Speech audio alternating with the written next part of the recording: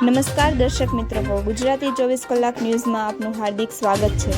Surat Katargam farm ખાતે યદુનંદન આહિર યુવક મંડળ દ્વારા સ્નેહ મિલન અને બ્લડ ડોનેશન કેમ્પનું આયોજન કરવામાં આવ્યું હતું।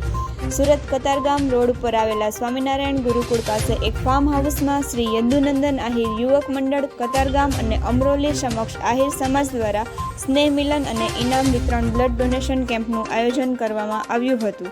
કતારગામ અમરોલીના આહિર સમાજ દ્વારા ભાઈઓ તથા બહેનો માટે મહારાસનું પણ એક આયોજન કરવામાં આવ્યું હતું। સાથે ધોરણના 7 થી 12 સુધીના વિદ્યાર્થીઓને સારા ગુણ મેળવેલા હોય તે વિદ્યાર્થીઓને શિલ્ડ તેમજ પ્રમાણપત્ર એનાયત કરવામાં આવ્યા હતા। તેમજ આ કાર્યક્રમમાં મુખ્ય દાતા અને શિલ્ડના દાતાઓને પણ સન્માનિત કરવામાં આવ્યા હતા। ગામના ધારાસભ્ય શ્રી મહાનુભાવો, આગેવાનો, સમાજના કાર્યકરોએ હાજરી આપી હતી।